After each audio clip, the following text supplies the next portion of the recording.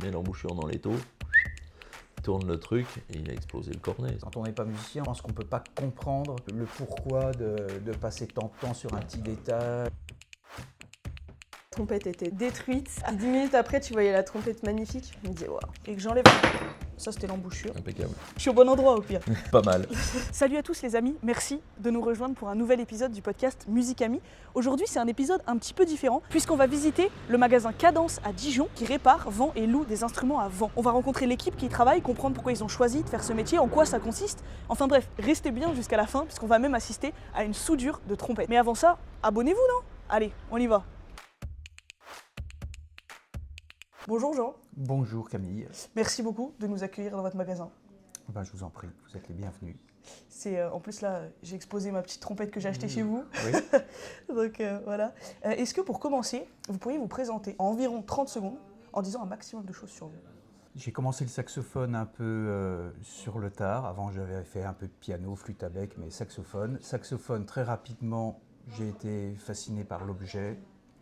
J'avais l'habitude de tout tripoter, tout démonter, tout ça, donc j'ai vite démonté mon saxophone pour voir comment il fonctionnait. Et du coup, l'idée m'est venue assez rapidement, quand j'avais 17-18 ans, de faire ce métier, donc de réparer des instruments à vent. Là, j'ai fait une formation, j'ai fait un brevet de compagnon en Alsace pour apprendre le métier. Et puis, je suis revenu m'installer à Dijon, je suis originaire de Dijon. Il y avait une place qui se libérait et puis je voulais un peu prendre mon indépendance. Donc en 1994, je suis revenu à Dijon m'installer. Et entre-temps, j'ai formé plusieurs apprentis. Donc Renaud qui est à Besançon aujourd'hui, il y a Flavien et il y a Guillaume. Voilà. Et donc voilà, on fait tout instrument à vent, réparation, vente, cuivre et bois. Ok, oui c'est ça, en plein cœur de Dijon, c'est bien pratique. Ok. Et pour réparer des instruments comme ça, vous faites quel type d'études ? Moi j'ai fait, alors c'est un diplôme qui n'existe plus, moi j'ai fait mon brevet de compagnon en Alsace. En Alsace, il y avait ce diplôme qui, je crois que j'étais le dernier à pouvoir le passer, parce qu'après il y a eu un accord avec l'ITEM dont je vais parler tout à l'heure, qui est au Mans.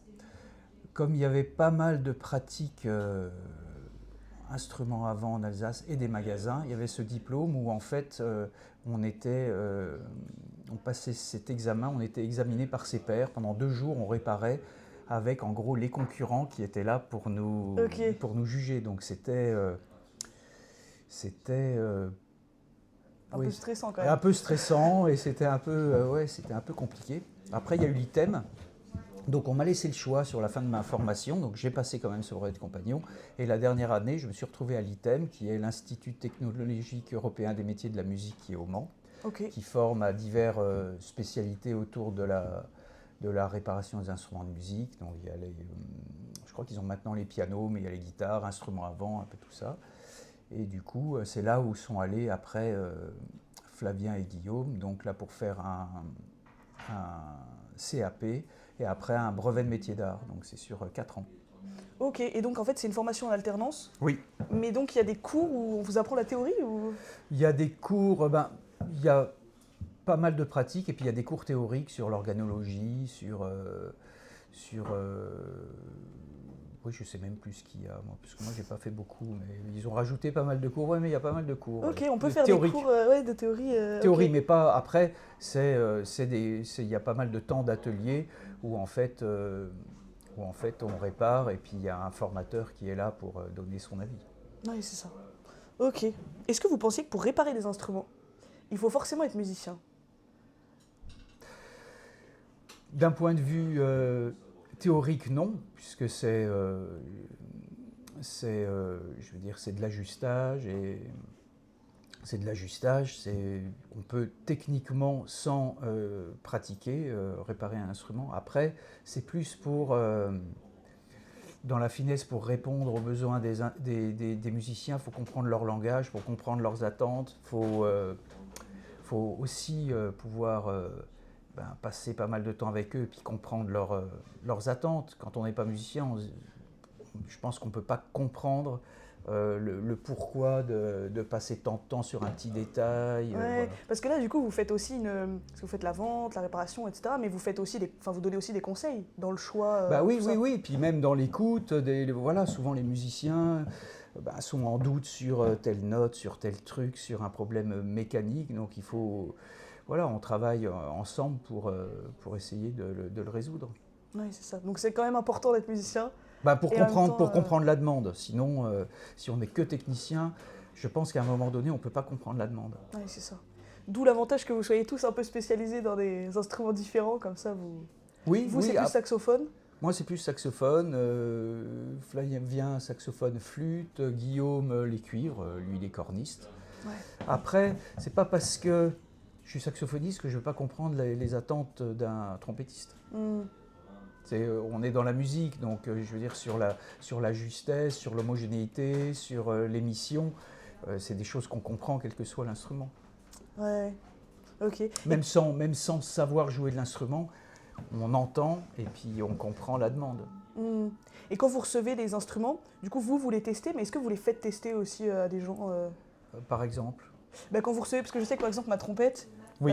vous avez Bertrand qui vient, des gens qui viennent un peu les. Ah bah là, tester. oui, là on a reçu tout un lot de trompettes et puis effectivement on a demandé à Bertrand Gillet de venir sélectionner les meilleurs. Et puis du coup on a renvoyé les instruments qui lui convenaient pas. Après peut-être qu'ils vont convenir à quelqu'un d'autre, mais en tout cas nous pour notre clientèle et tout ça, ça ne nous convenait pas. Donc on a choisi en stock, les instruments ont été quelque part sélectionnés, oui.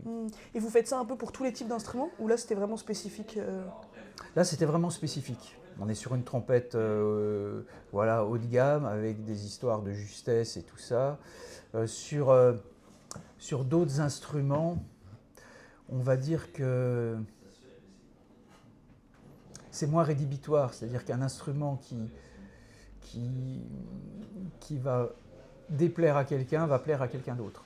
Oui, oui, c'est vrai qu'il y a toujours ça quand même. Mais après, quand on est vraiment pointu et quand on s'adresse à une clientèle classique avec un professeur, effectivement, on aime bien avoir son avis pour avoir en stock des instruments qui vont répondre à sa demande.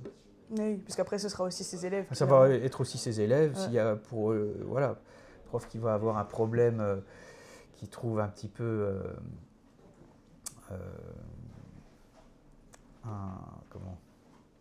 Ouais, un problème, insurmontable sur Ouais, un c'est ça. instrument, voilà, c'est clair que c'est pas possible de le vendre. Ouais, c'est ça. Donc vous adaptez un peu. C'est quand même des personnes qui vous permettent de. Des référents, oui. Des référents, voilà. Ouais. Qu'est-ce qui vous passionne dans votre métier? Eh ben, ce qui me passionne, c'est les rencontres déjà avec les musiciens, de divers et variés, les échanges humains, quand ils sont de qualité, il n'y a pas que des échanges de qualité, bien sûr. Après, il y a aussi les instruments un peu rares, les instruments un petit peu qui sortent du lot. Voilà, ça c'est ce qui me maintient à la passion. Ouais. Ouais, c'est ça, parce que là, ça fait combien de temps que vous faites ce métier du coup? Depuis 94, vous m'avez dit? Oui, Ok. 30 ans, Ouais, 30 ans. un peu plus de 30 ans. Et la passion est toujours là. Ouais. C'est trop bien. Et est-ce que vous collectionnez, vous, des instruments? Non. À titre personnel, non? Non, Et pour moi, un instrument, il doit être joué, il n'est pas... pourtant, je suis collectionneur dans l'âme, mais un instrument, pour moi, il est joué. Ah, et vous n'avez pas une collection de saxophones chez vous? Non. Ok. Non. Pour moi, un instrument, il doit être joué, il ne doit pas être dans un placard ou rester dans sa boîte. Et vous continuez de pratiquer, vous, le saxophone à titre Non, personnel? moi, je fais de la contrebasse maintenant, contrebasse à cordes. Ok, ah oui, donc rien à voir. Et vous la réparez aussi? Ah non, pas du tout. J'ai mon voisin en face qui fait ça très bien. Ok, ouais, c'est bien, vous faites des échanges. Voilà. Bon, bah, parfait. Merci beaucoup, Jean. Merci. Hello, Cécile. Salut Camille. Merci d'avoir accepté de participer. Merci à toi de me proposer de participer à ce podcast. Exercice pas évident, mais on va y arriver. Est-ce que, bon, je t'ai un peu spoilé ce que tu allais devoir faire, mais est-ce que tu pourrais te présenter en 30 secondes à peu près, Oui. pour qu'on sache un peu qui tu es, ce que tu fais et ce que tu vas nous raconter? Alors, donc, je m'appelle Cécile, j'ai 19 ans, je suis en licence de musicologie à Besançon, en première année, et je joue de la trompette depuis maintenant 11 ans. Et donc je suis aussi en cursus au conservatoire et plus tard j'aimerais travailler dans la réparation d'instruments de musique. Voilà. C'est bien, simple, efficace. On revient sur la licence de musicaux ou Non, ça va aller, je pense. pas utile? Ok. Tu nous dis du coup que tu veux bosser dans la réparation d'instruments. Tu as aussi passé ton DEM cette année, qui est en gros le plus haut diplôme au conservatoire. Oui, c'est ça. Ça veut dire que tu développes quand même deux axes de musique, la réparation et puis la trompette plus trompettiste. Qu'est-ce qui fait que tu penches plus vers la réparation? Bah, en fait, de base, moi, quand j'ai voulu faire de la réparation, j'avais 12 ans déjà. Donc, dans ma tête, j'avais pas du tout l'idée de faire de la trompette plus tard. Enfin, moi, je m'attendais à arrêter en deuxième cycle. Enfin, j'étais dans une école de musique. Je Ok. pensais pas du tout continuer. Et après, quand du coup, j'ai cherché pour faire des études de réparation d'instruments, j'ai vu que c'était en alternance. L'école, elle était au Mans. Donc, je me sentais pas de partir après le collège faire de la réparation. Donc, c'est pour ça que je suis allée après. Donc, je fais un bac technologique dans la musique. Pour plus connaître de choses par rapport à la musique, pour mieux m'y connaître. Et donc, c'est pour ça que je suis rentrée au conservatoire. Et au final, au conservatoire, j'ai eu des diplômes, mais je pensais même pas les avoir de base. Donc, j'ai plus fait de la musique parce que j'en avais envie. Et puis, au final, ça m'a poussée à passer des diplômes que parce que je voulais avoir... Ok. J'avais pas d'idée professionnelle derrière la musique, quoi. Ok. Donc, mais pourquoi à 12 ans tu t'es dit je vais faire de la réparation? Alors, en fait, quand j'étais petite, j'avais cassé ma trompette. On Elle est était tous passés par là, je En fait, ma housse, elle avait déraillé, et puis ma trompette est tombée dans les escaliers. Et mon père m'avait dit on va aller voir un réparateur d'instruments. Puis moi, je connaissais pas du tout, donc je me dis ah ouais, c'est quoi ça? Ça existe. Enfin bref. Donc on l'emmène, et puis elle était toute cabossée, puis je la retrouve, elle était magnifique, quoi. Parce que j'étais trop contente. Puis je me dis ouais, c'est trop bien comme métier. Donc je commence à me renseigner, puis je regarde des vidéos sur YouTube. Je regardais quelqu'un qui s'appelle Vincent Liodet, et donc je regardais tout le temps ses vidéos. Enfin bref, du coup j'adorais, et au final je me suis dit c'est ce que je voulais faire plus tard. Et maintenant que tu peux... parce que du coup ça veut dire qu'entre tes 12 ans et maintenant, t'as jamais vraiment réparé d'instrument. Tu avais Oui. ce désir, Non, mais tu l'as pas après fait. j'adorais nettoyer ma trompette. Pendant les vacances, chaque fois je démontais ma trompette et tout. J'adorais ça. Donc Ok. en soi, oui, j'ai jamais réparé, mais je sais que j'aimais bien ça. Et puis, je passais des heures sur YouTube à regarder des trucs de réparation. Donc, Ouais, c'est très satisfaisant ça comme tuto. ah ouais, j'adore. Tu commences avec un truc où il n'y a rien qui va et après c'est magnifique. Ah ouais, Ouais, c'était c'est trop bien. T'avais des avant-après, la trompette était détruite. Puis 10 minutes après, tu voyais la trompette magnifique. Je me disais, waouh, incroyable. Ça t'a fait rêver. Exact. Et maintenant que tu le fais, que tu mets plus la main à la pâte, c'est à la hauteur de tes attentes, t'aimes bien, t'es un peu... Ouais, franchement, j'adore. En fait, j'avais déjà fait 2 jours de stage et j'avais adoré, donc j'avais hâte de pouvoir refaire un stage. Et en fait, j'ai adoré parce que surtout, là, je fais surtout des bois. Enfin, j'ai fait des clarinettes et des saxophones, et en fait, j'adore, alors que de base, je fais des cuivres, donc... Tu joues un peu de saxophone aussi. Oui, un petit peu, mais je suis pas non plus une virtuose.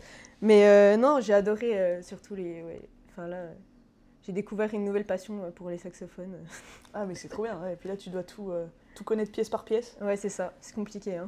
Oui, parce que là du coup tu découpais du liège tout à l'heure. Ouais, c'est ça. Donc chaque petite pièce que tu montes un instrument en entier ou... En fait, là, ils me font démonter l'instrument, Ok.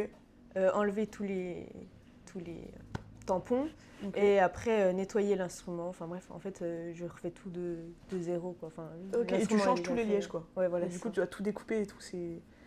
Waouh. Pour faire un truc comme ça prend combien de temps tu penses? Alors, moi, je pense que je prends 4 jours à le faire. Mais eux, ils doivent le faire peut-être en 1 ou 2 jours, je sais pas trop. Ouais, c'est quand même super long en fait. Ouais. Dès qu'on fait Ouais. Ouais. Ok. Bah merci beaucoup Cécile Merci à toi, pour Camille. ton témoignage. Ça du coup c'est des morceaux d'une trompette... Qu'on va assembler, ouais. C'est ça, qu'on va assembler après. Ouais. Ah oui, on fait le avant-après des vidéos de Cécile. Ça c'est avant-après. Voilà. En fait, oui. on fait de l'assemblage. Ouais. En partant justement de tout ce qui est pièces détachées. Et puis après en fait on a développé un système qui permet de changer les branches, de changer la branche. C'est vrai que là il manque une partie un peu Ouais. fondamentale. Un petit peu. La branche et la potence. Ok. Et donc en fait ça permet de faire des trompettes sur mesure, enfin sur mesure entre guillemets. Ouais. C'est-à-dire que globalement,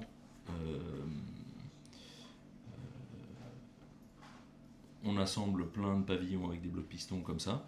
Mhm. De l'autre côté, on assemble plein de branches. Ouais. On a standardisé différentes formes de potence. Donc il y a la forme bac traditionnelle carrée, il y a la forme, alors Selmer l'a utilisé pendant un moment, mais il y a par exemple la forme Blackburn, qui est un artisan américain de trompette, qui est clairement ronde. Oui, je vois, ok. Et il y a des formes un peu intermédiaires où il y a des bouts arrondis, des bouts vraiment avec une cassure nette. Et donc en fait le fait de pouvoir de mélanger et les artisans fabricants de branches et de potence, on part toujours nous sur des pavillons bac. Donc il y a plein de références chez bac, donc ça permet d'avoir toutes ces spécificités en fait en mélangeant toutes les pièces différentes, on arrive à avoir des instruments proches du sur-mesure, c'est-à-dire qu'on se rapproche au plus, voilà, quand tu essayes ton instrument et que tu te dis, ça résiste un peu, j'aime pas que ça résiste à tel ou tel endroit.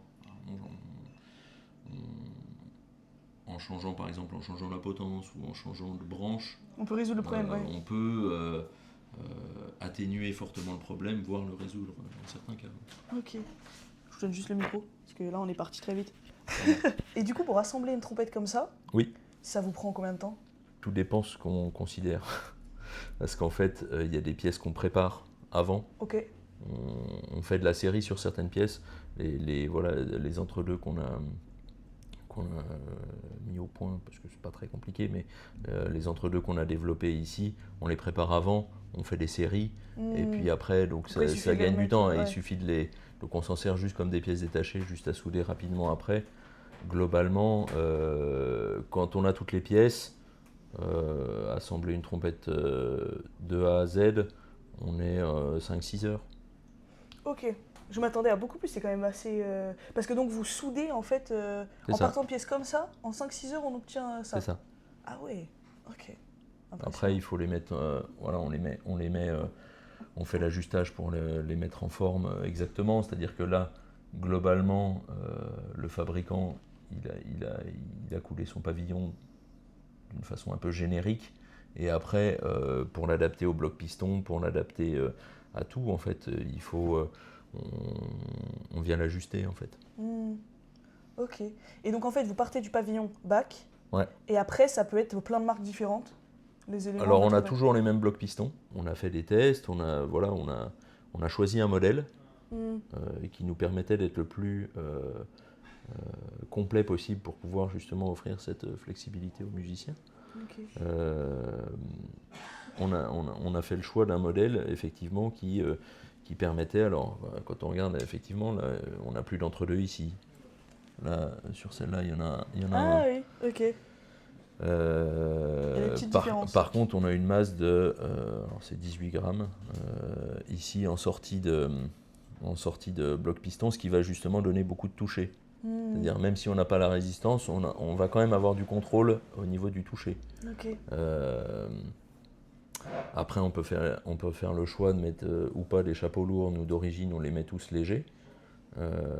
Mais après, on peut très bien dire, par exemple, on met 3 chapeaux lourds, on met un seul chapeau lourd. Chapeau lourd, ça va être ça, mais en plus lourd. C'est ça.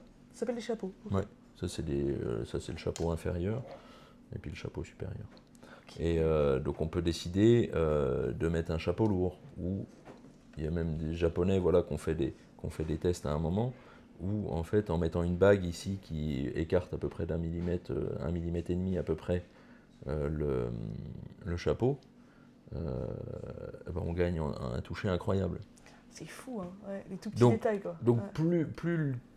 plus la longueur du tube est courte, c'est-à-dire sur un gros tuba, ce genre Oui. d'impact est vraiment beaucoup moins important. Sur la trompette, et pareil chez les trompettes, plus on va petit, dans la piccolo, Chaque détail change un peu. C'est encore pire. Ouais. Ok. Donc en fait, vous avez des clients qui vont venir et qui vont vous dire bah moi j'aimerais bien mettre une branche un peu large comme ça, un truc comme ça et tout, et après vous montez, ils font des essais, vous changez et tout.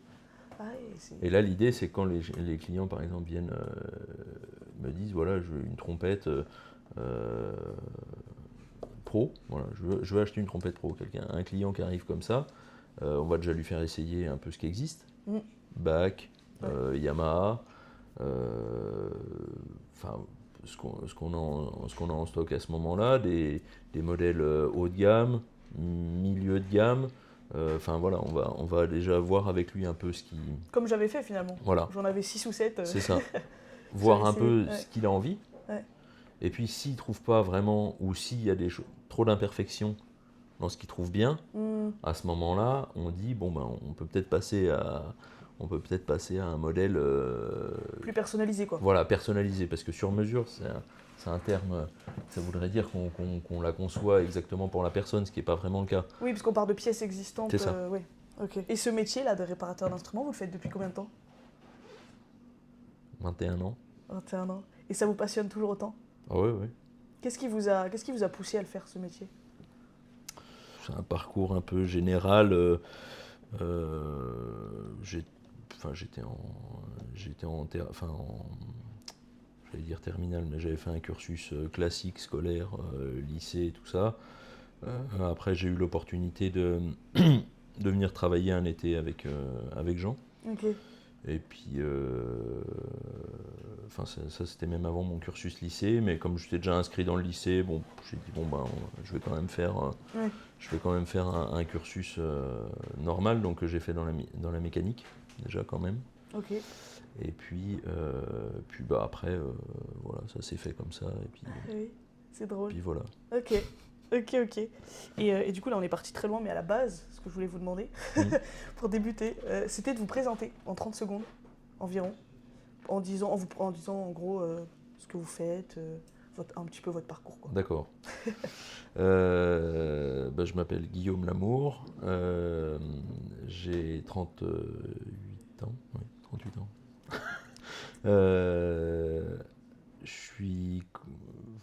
Ma formation musicale, c'est corniste. J'ai commencé en école de musique, après j'ai été au conservatoire de Dijon, puis au conservatoire de Châlons. Ok. Et pendant que j'étais au conservatoire de Châlons, en parallèle, voilà, j'ai attaqué le métier de réparateur d'instruments de musique. Ok. Oui, donc un parcours de corniste à la base. Et là, vous réparez d'autres instruments. Et je demandais à Jean tout à l'heure, j'aimerais bien avoir votre avis aussi. Est-ce que vous pensez que pour faire ce métier, il faut être musicien, forcément? Oui. Ouais. Ça aide ou c'est indispensable? Sur le papier, non. Sur le papier, non, parce que voilà, c'est de la mécanique. Ouais. Après, certains estiment qu'elle est de précision. Moi, on n'est pas encore dans une précision type horlogerie ou des choses vraiment plus fines. Donc, c'est de la mécanique fragile. Voilà, on peut l'appeler comme ça. Donc, à la base, c'est de la mécanique. Donc, il n'y a pas besoin forcément d'être musicien. Par contre, pour pouvoir comprendre les problèmes et pour pouvoir répondre à un musicien, si on n'a pas eu l'expérience d'être confronté à un problème qui ressemblait, ne serait-ce que même que dans le vocabulaire, on parlait de retenue, de toucher, de choses comme ça. Si on n'est pas conscient de ce à quoi ça se réfère, c'est complètement abstrait. Ouais, c'est ça. Ok. Ouais. Petite question comme ça, je pourrais l'appliquer moi-même. Est-ce qu'il y a 2-3 habitudes à prendre avec son instrument pour éviter qu'il s'abîme trop vite? Bouger ses coulisses. Alors oui, aussi. Non, sur un cuivre, hormis l'entretien courant qui est fait, c'est-à-dire huiler les pistons, graisser les coulisses, la nettoyer 1 à 2 fois par an, c'est bien. Voilà. Et huiler les pistons, c'est tous les combien? Ça va être plutôt parce qu'on sent qu'ils sont plus bien huilés, ou est-ce qu'on se dit toutes les semaines, Non, vaut mieux se faire un rituel, c'est-à-dire que c'est pas le piston, l'huile du piston, elle n'est pas là pour que le piston il remonte. Okay. Ça paraît un peu paradoxal, mais elle n'est pas là pour ça. Elle est là pour boucher les fuites. Ok. Oui, c'est vrai que j'aurais plutôt dit pour faciliter. Mais... Après, en fait, ça facilite. Mais à la base, elle est vraiment là pour éviter les fuites. Ok. Plusieurs viscosités d'huile de piston, c'est pas pour que ça aille plus vite ou que ça aille moins vite, c'est vraiment uniquement pour boucher plus ou moins les fuites. Sur un bloc piston très bien ajusté, très récent, voilà, on va avoir une huile qui va être très fluide, parce qu'il y a très peu de trous à boucher. Par contre, sur effectivement une trompette qui aurait 40 ans, qui a beaucoup servi, qui à la base était peut-être pas forcément super bien ajustée. Quand on prend une bac par exemple, un bloc piston bac, c'est bourré de fuites. Ok. Voilà. Ouais. Donc dans la tête des gens, c'est je vais mettre une huile très très fluide parce que ça va aller très vite, ça me permet de jouer très vite. C'est complètement Avant de jouer faux. Clark, on met un peu de suite. C'est complètement faux en fait, mais par contre ça va boucher, effectivement ça va chemiser le piston et ça va complètement boucher toutes ces fuites. Et ça permet d'avoir moins de pertes. Ok. Qui fait que c'est moins de pertes, il dit que ça va être plus facile à jouer, il dit que voilà. Donc faut en mettre régulièrement en fait justement pour reboucher ces fuites là. C'est ça. Et après c'est pratique aussi. Alors après effectivement une huile plus fluide elle va s'évaporer plus vite, donc il faudra en mettre plus souvent. Une huile moins fluide, on va en mettre, on pourra se permettre d'en mettre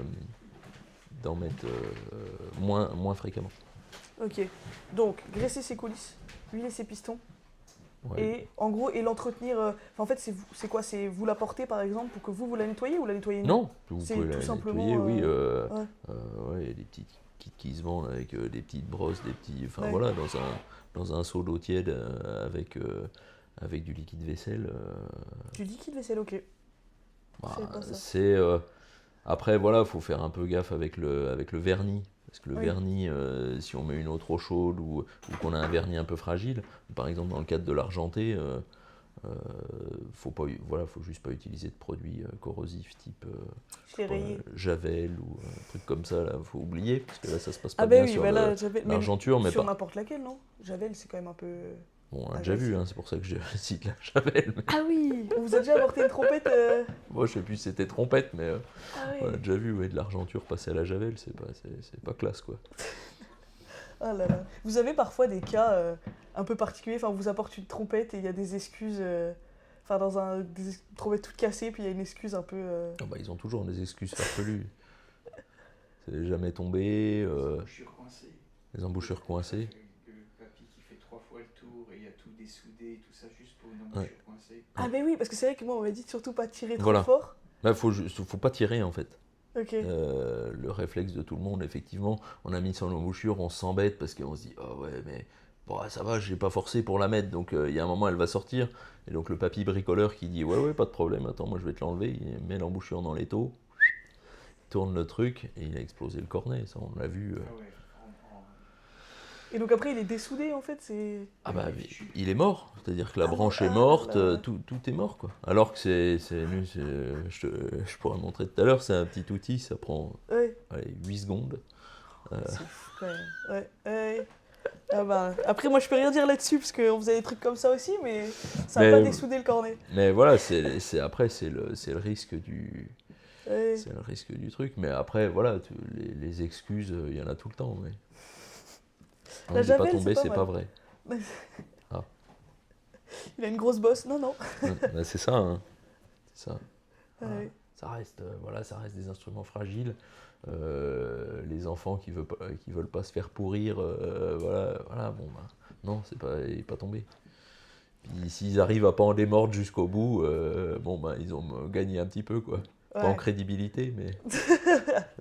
Oui, alors qu'il y a forcément une raison. C'est comme ceux qui prennent leur boîte ouverte. Et puis après, ça arrive, c'est le concept même c'est le de l'accident. Ou pas c'est le classique ou... C'est le classique, ça arrive une fois. Ouais, forcément. Ouais. Je l'ai pas encore fait. Moi non plus. Mais oui, sur le principe, ça arrive qu'une seule fois, ouais. Okay. Bah oui, je pense qu'après on fait bien attention du coup. Bon c'est pas mal. Comme ça on va pouvoir aller voir, vous allez pouvoir nous montrer un peu l'assemblage d'une trompette, ça va être super intéressant. Allons-y. À une étape un peu intermédiaire entre les deux parce que... on va souder le pavillon en premier. Oh, ok. On va faire... ça va pas être tellement intermédiaire, ça se fait presque tout d'un coup. Incroyable, j'ai hâte de voir ça.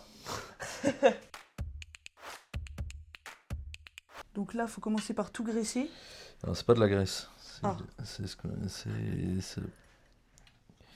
Avant, on appelait ça de l'eau à souder. Là, ce serait une pâte à souder un peu. Ok.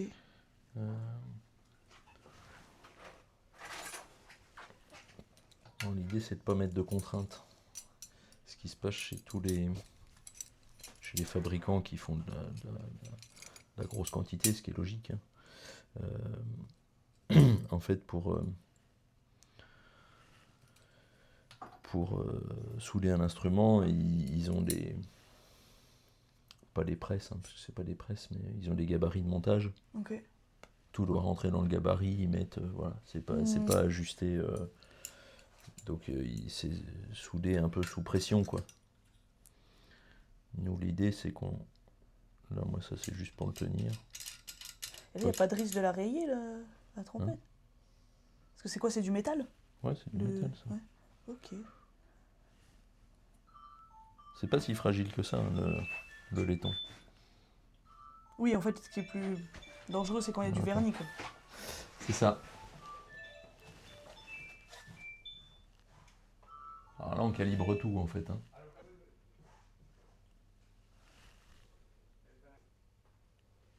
Là, du coup, vous vérifiez l'alignement. L'alignement des tuyaux, en fait. Ok. Oui, Parce pour qu'il soit bien en face. l'idée, c'est pas que la trompette, elle soit toute... Ouais. C'est que après, quand je vais mettre le tube de coulisse, il puisse être parallèle avec la branche. Parce que sinon, s'il n'est pas parallèle dans les 3 dimensions en plus, la coulisse coulissera pas. Mm. Enfin, c'est une réaction en chaîne. Après, c'est des habitudes, effectivement, qu'on prend.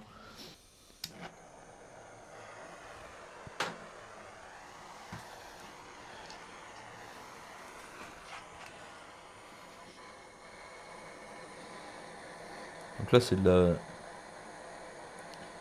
la brasure à l'étain.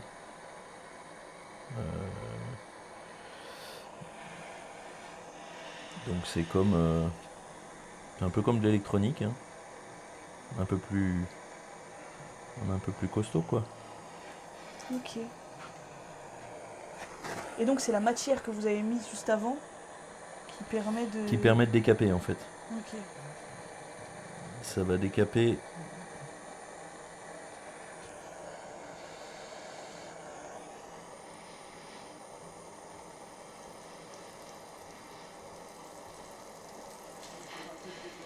Voilà.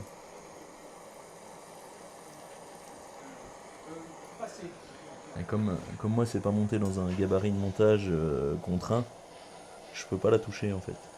Ok. Oui, parce que là, c'est hyper chaud. Ouais. Et puis on vient travailler, en fait, le principe de capillarité. La capillarité, c'est on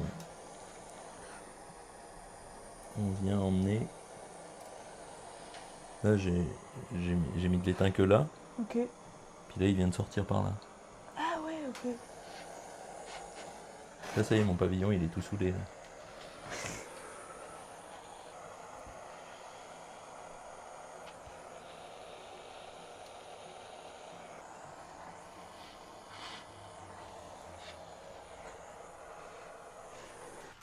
Terminé. Ah oui, d'accord.